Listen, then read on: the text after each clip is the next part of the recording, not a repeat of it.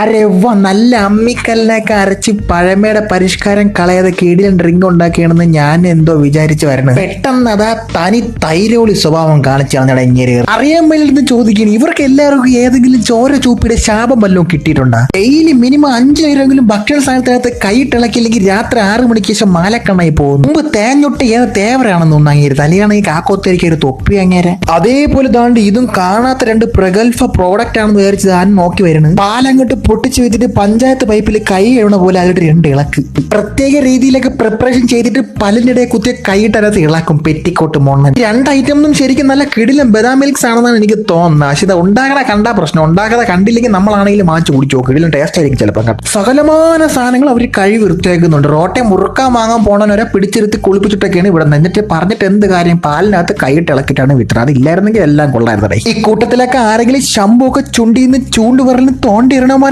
എന്തോ.